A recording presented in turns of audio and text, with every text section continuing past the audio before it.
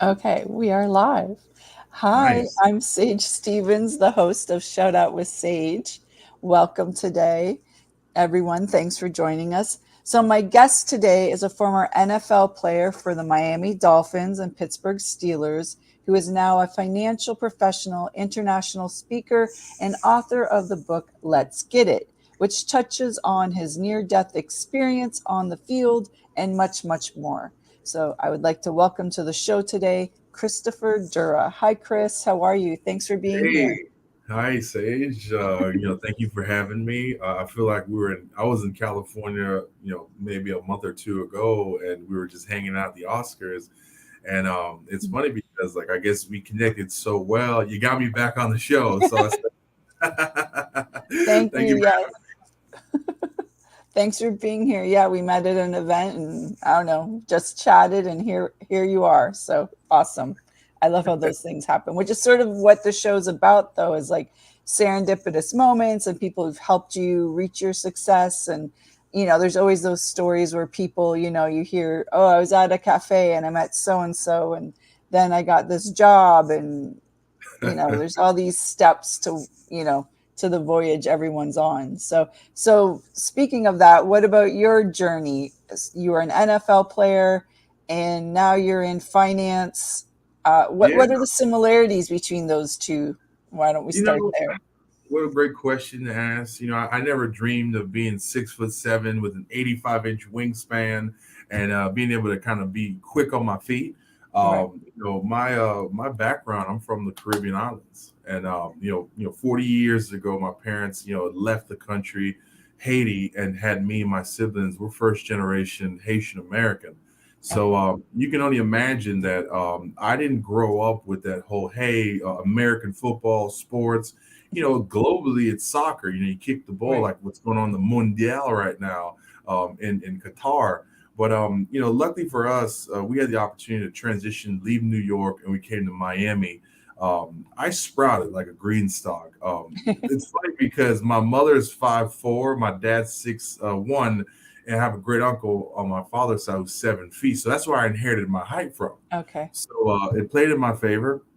And luckily for me, I decided to try high school football for 1 year, and I ended up getting a scholarship. I'm like, whoa, this is a chance, by the grace of God. I Right. took the deal. I went to University of Charleston, West Virginia, coal mine state, and listen, a lot of adversity in West Virginia, but I got through it. I'm very focused on education, so I knew getting a master's degree was going to be important for me to continue my legacy. What happened to me really, Sage, was the NFL. They found out who I was, and they knew that I was able to kind of play the position of an offensive lineman, blindside tackle. You see the movie with Sandra Bullock. Yes. Yes. Very similar, qualities, but one thing led to another where they were interested. I didn't have an agent. I didn't have the huge entourage. I didn't go to the big university with 30,000 students. I went to the small private university with 1,200 students. Now, I guess I stood out like a sore thumb because that's when I got recognized.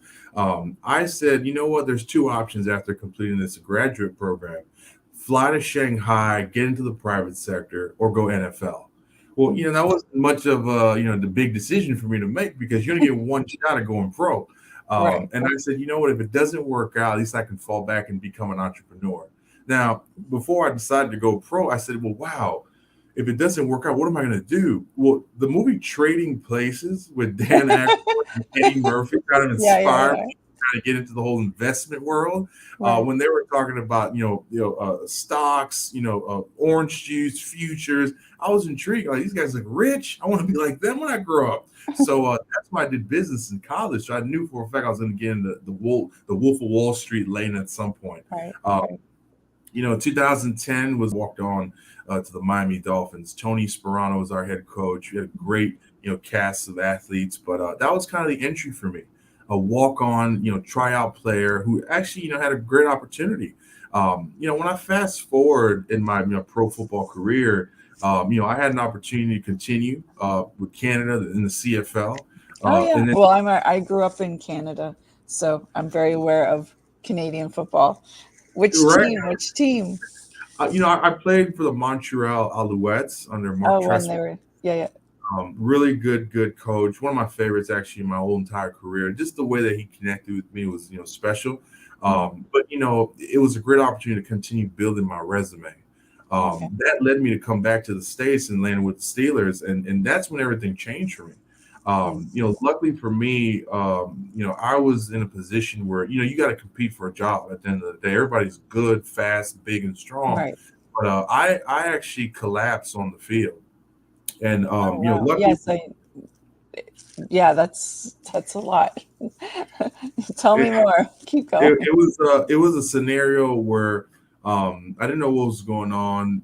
Playing at a high level, I collapsed, and when I realized it, I woke up in a hospital at the UPMC, one of the major regional hospitals on the East Coast. Mm, When the doctors looked at me, they said, "Chris, it doesn't look good." I had no idea what that meant. I'm by myself, never seen any of these physicians before in my life, and they're telling me, "Chris, here's the thing: you dehydrated mm, severely." Now, dehydration is pretty big, right, especially when you're in a very hot climate and you're an athlete. You push yourself, to full velocity. right. One thing led to another, where because I was pushing myself, overexerting, I dehydrated so severely that it put me in the hospital. But it was worse than that, Mm. Sage. They actually realized that I had actually a blood clot in Oh, my leg, wow. and that was the moment right there. I didn't know what to expect, but the doctor said we had to perform a surgery because there wasn't enough, oxygen and blood flow pumping from your leg to your heart. And if we need to Mm. make a decision, it's not looking good. We're going to have to amputate, cut your leg off. What? Oh my God. When I heard that, I said, I'm 22 years old. That's not what I want to hear. Yeah, And exactly. not having any support, you don't know what to think about. Your heart's racing, your Mm, blood pressure spiked up, and all you're thinking is, I just got to live. right. I'm a God fearing man, and I Mm, pray, and that's really what allowed me to really become composed. mm, After prayer, we got rushed into the operating room, and we went immediately into surgery. They okay. had to perform surgery. It took over 16 hours, but within the first couple of minutes, as they were doing the fasciotomy, where they had to remove the blood clot from my leg, my heart actually flatlined, and Wow. and I died. That's You know, it, I've shared my story 1,000 times, mm, but every single time I think about it, when I am sharing the story in real time, I get a tingle in my spine to know right. that God said it wasn't my time. And what happened to me was, after my heart flatlined, I had that outer body experience, and Okay. it was surreal to a point where it felt like energies were pulling me, holding me. Mm, And it was two options: Chris, we're ready to receive you. But at the same time, you're not done with your purpose. mm, That's what I hung on to. I didn't have any sense of recollection in regards to like my body, but my conscience mind was still connected. And believe right. it or not, it is kind of like what people talk about, that dark tunnel of you just not being able to grasp anything. And it was really that experience where all I felt like it was just a connection with the bond of my family. And Okay. and that's what I knew from that very moment in time that I had to check back in. Mm, They resuscitated me back to life and shocked mm. my heart back with the two square pegs. And thankfully, I was in shape. A guy who's 6'7", 350 pounds at the time. I was in shape to be able to take that That shock. type of, right. I woke up the next morning and didn't know what was going on, but I knew for a fact the first group of humans that I saw was my family, my parents, my siblings, and Mm, I just couldn't bear it. I broke down. When you're a mm, leader in your family and you got everything on your shoulders, it's kind of easy to kind of go through it and just take everything that's coming at you. But when right. you're down looking at the most closest people in your world look at Mm, you and you're looking at them, you can't do anything. You're helpless. It mm, destroys. And at that very moment, I knew for a fact I was hanging up the cleats, because that's when I made my decision to say, you know what? It wasn't my end game. There's so much okay. more for me to accomplish. And that's when I decided at that very moment that football was no longer going to be a part of my future. Mm. Just it was too much of a risk for you. You like is like what else? Like what were you thinking? Like what was the major? I mean, obviously you had that. you had a near death experience.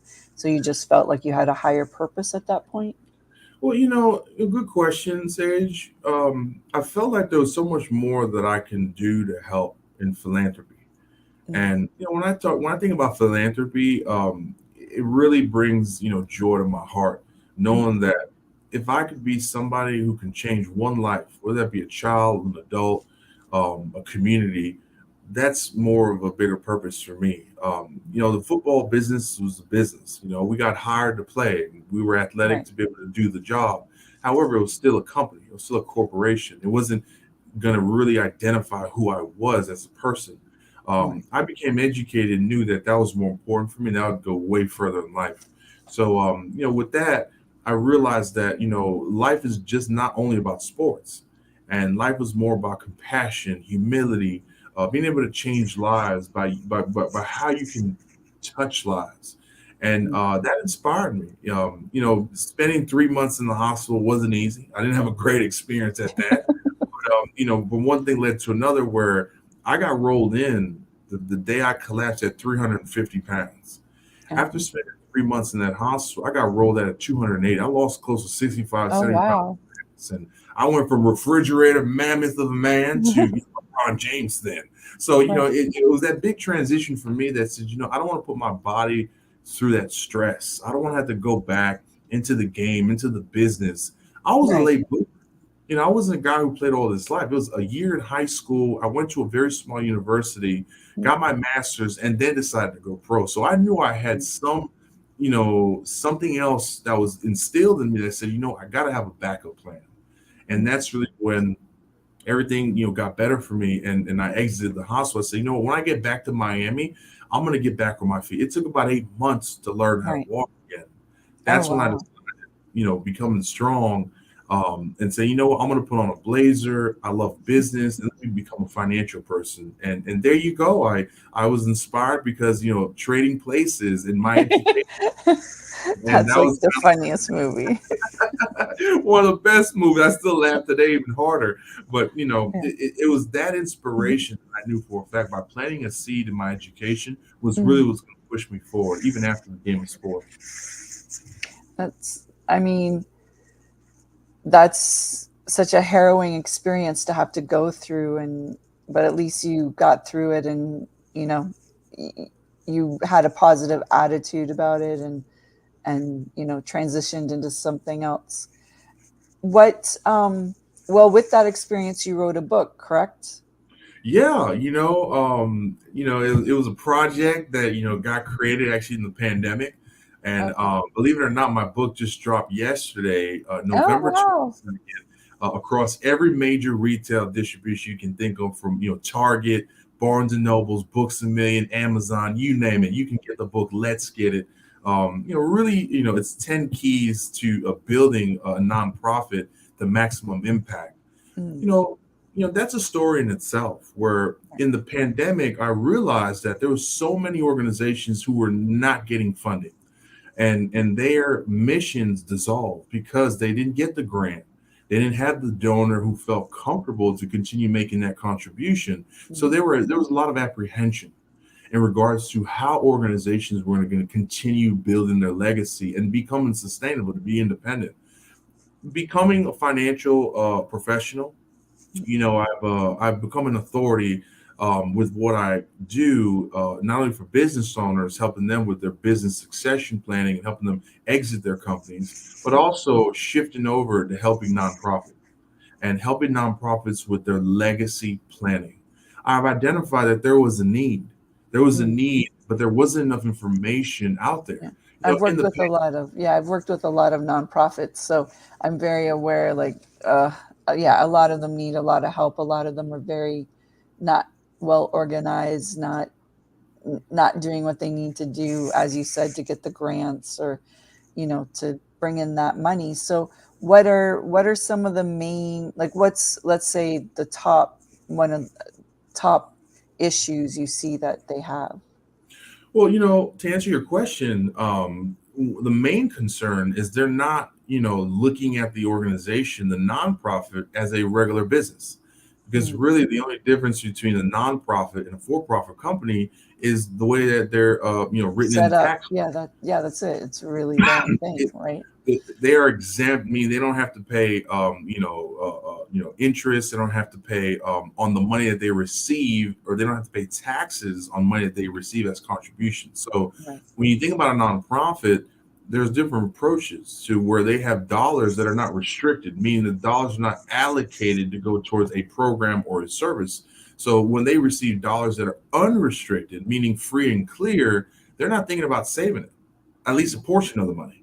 So essentially, a lot of organizations, they still run off of a model that they feel every time they receive dollars, they have to reinvest it back into their nonprofit organization, as Okay. opposed to thinking, well, how do we just think about the rainy day? We didn't think about the pandemic, but a lot of them didn't have enough resources to maintain. And when Right. the grant didn't come in, that's when they had even more scarcity.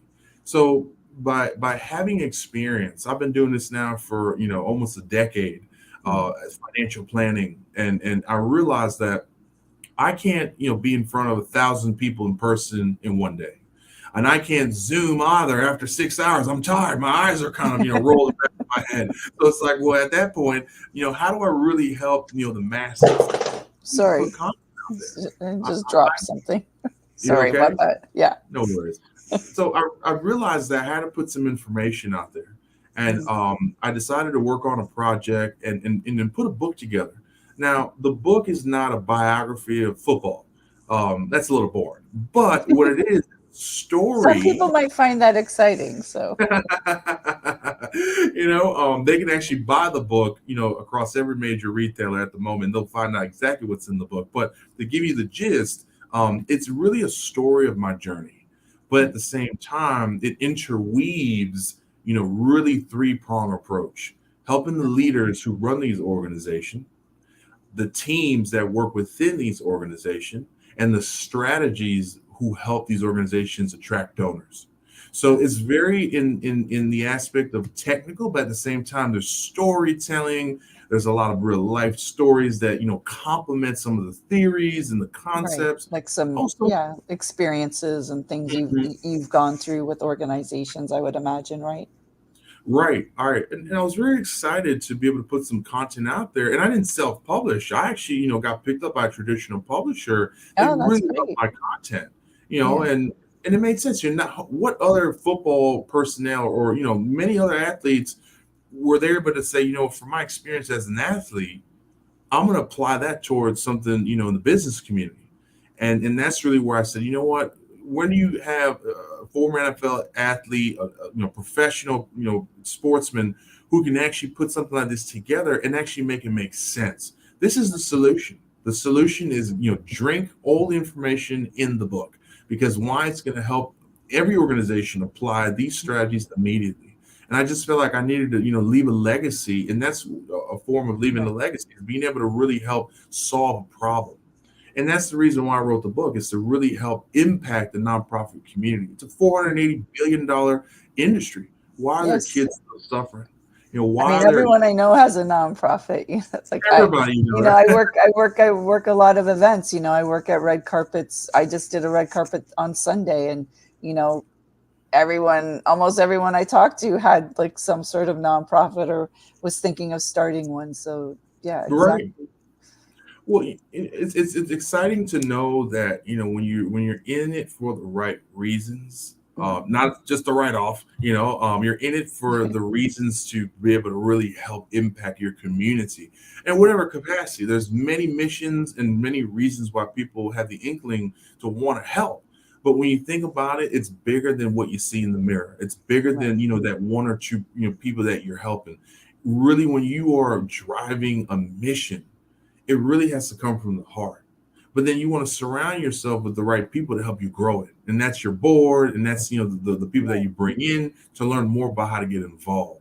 And that's really the nature of our backbone in the United States. We all started with government and nonprofits. So I feel like it's just, a part of my legacy to be able to leave an impact. And that's why I wrote the book. Mm. What else do you have going on these days? So you have the book and you're doing the nonprofit. Is there some organizations that you've been working with where you can sort of see your impact with your ideas?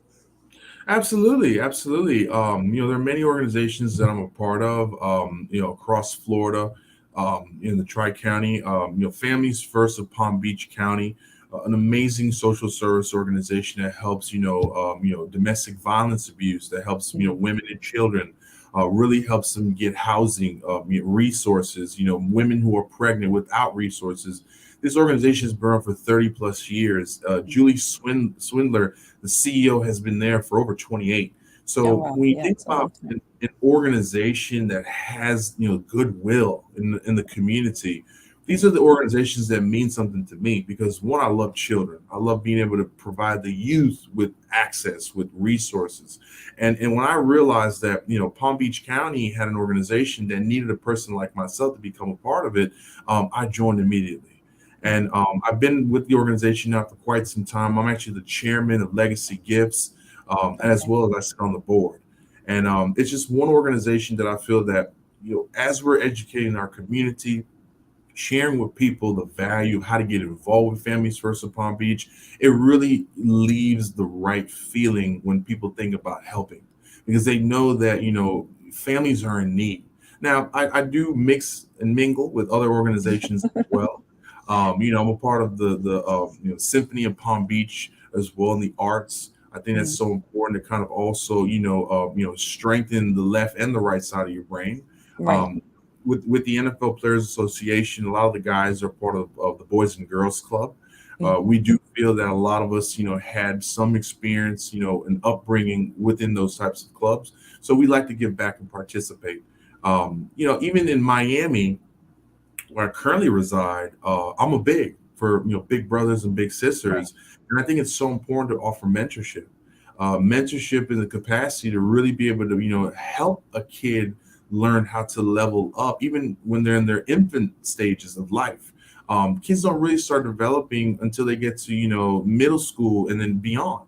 So it's like if we can help these kids at an early age really identify who they are as people by having mentors.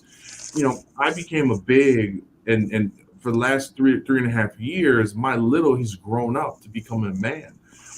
When he was 15 years old, we had to kind of interview several rounds to see if we qualified to be a match.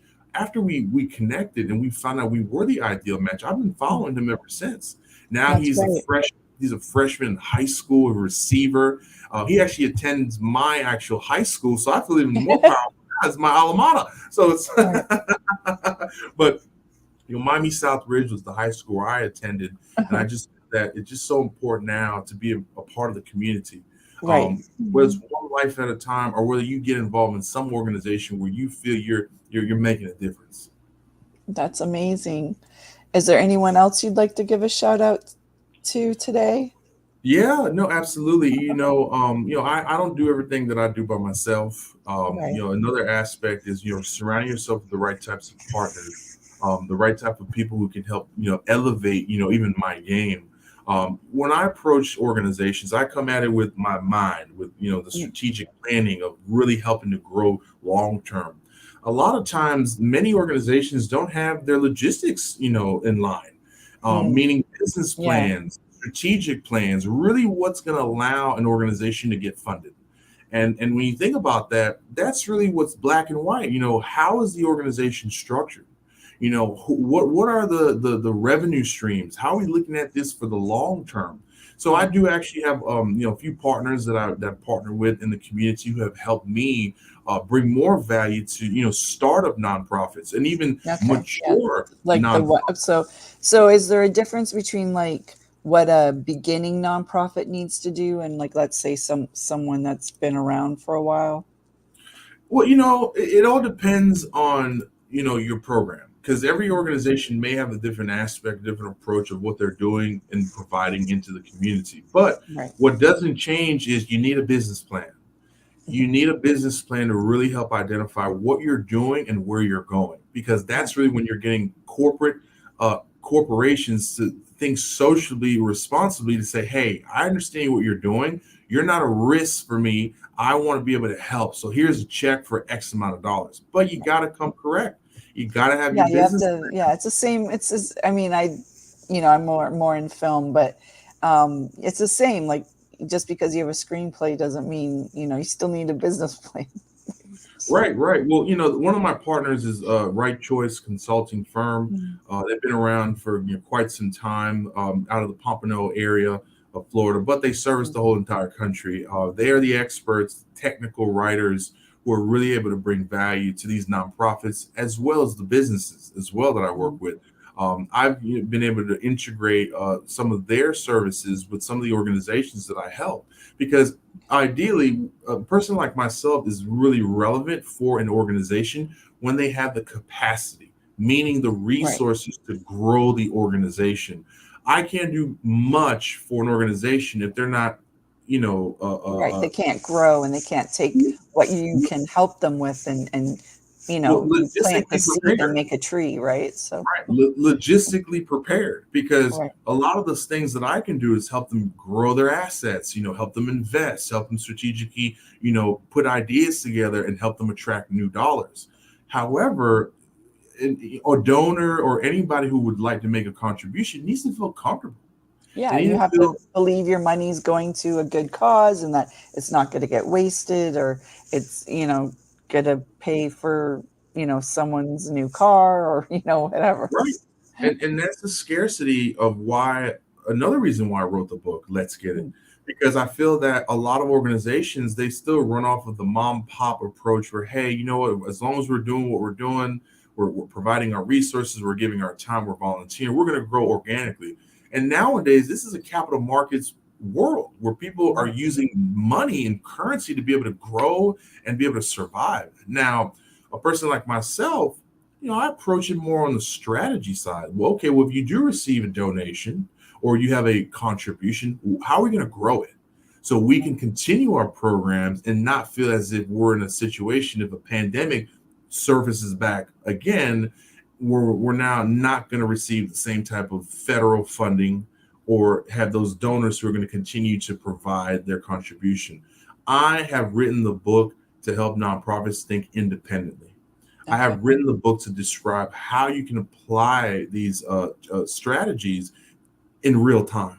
And that's really the difference where when you ask me a question, can I help an organization at the infancy stage as opposed to just the mature stage? Yes, I can help them from beginning all the way to in perpetuity. But when Right. you think about it, we want to make sure we are providing these organizations with the right type of development Mm, from the very beginning stages because you can't do anything but grow the right way if you're structured the right way, if that makes sense. right. For you personally, was there anyone, like, when you went from football into the finance, did you have anyone that helped you in that transition? Was it hard for you to make that transition? You know, that's a good question, Sage. For me, I've always been determined. I don't know the way my DNA has been built and Mm, configured, but I've always had, the interest to keep learning. And by me being curious, by me having an interest to, advance my life, becoming educated was key. So, in my college years, when I had adversity, who I turned to was the church. mm, Pastor Bruce Hogan, who represented the Remsen Memorial at the time, was my pastor. Helped me through lots of challenges. When I got hurt and I was in the hospital, my pastors, they showed up right. and they were there for me as opposed to just my family. So, these are the people who I continue to praise.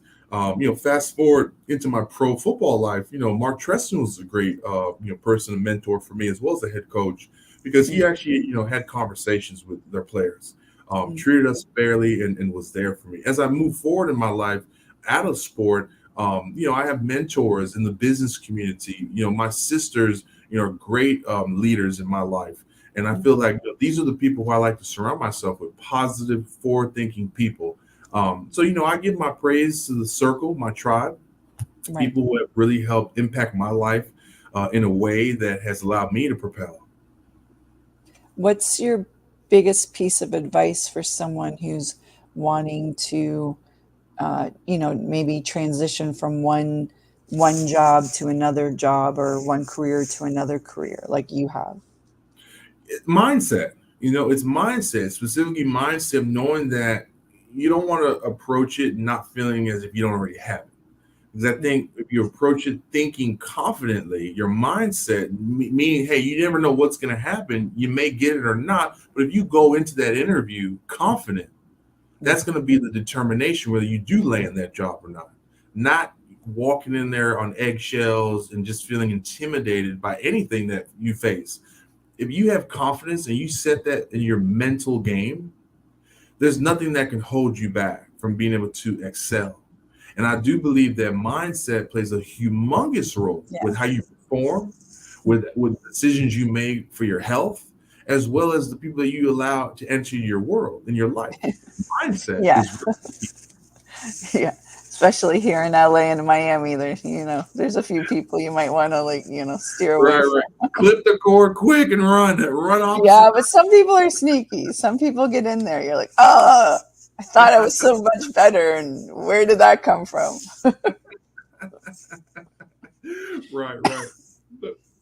So I think it also plays a role with your goals in life. A lot of people, if you have goals that you set, it doesn't have to be lofty, humongous goals. It could be small, intermediate goals that you can actually achieve. And I think those things are the steps of getting you to leaps and bounds.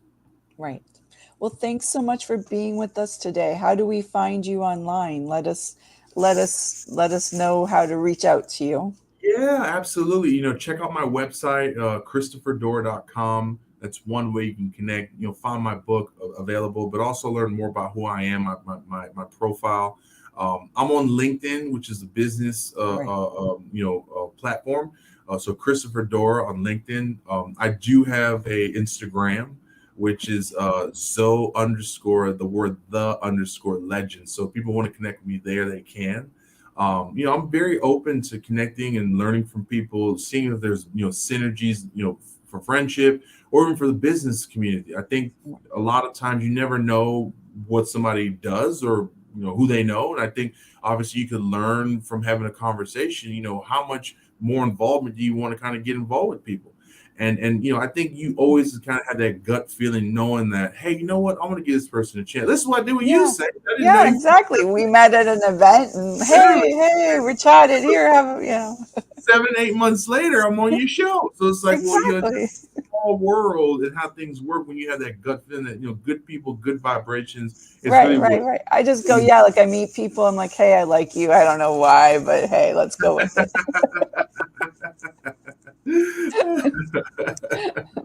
You seem cool, so we're good. Okay, well, thanks so much for joining us today and giving us your journey. I mean, your near-death experience, your book, football, finance. I mean, it was a very interesting story that you have, and I can't wait to see you when you come back to LA and keep me posted on what you get up to. So. Yeah, well, thank you for having me on the show, Sage. It was an honor to be here in your presence and just have a conversation. I look forward to reconnecting when I do visit the West Coast. And, when you are also welcome when you come to the East Coast. Yes, in Miami, yes. Get over to Miami, Sage. We're waiting on you. I lived in Miami. I had too much fun. That's why I left. No, I'm just kidding. I'm actually very proud of myself that I got as much accomplished when I lived there as I did. So nice. Yeah. Well, it could be a black hole if you don't know how to surround yourself with the right people. But you're always welcome here again, and definitely looking forward to connecting with you soon. Cool. Well, thanks so much, Kris. Happy Thanksgiving. I hope you have don't eat too much turkey. And to everyone else, thanks for joining us on Shout Out with Sage on Stream and Hub Radio, and we will see you next Wednesday. Happy Thanksgiving, everyone. Thanks. Bye. Cool.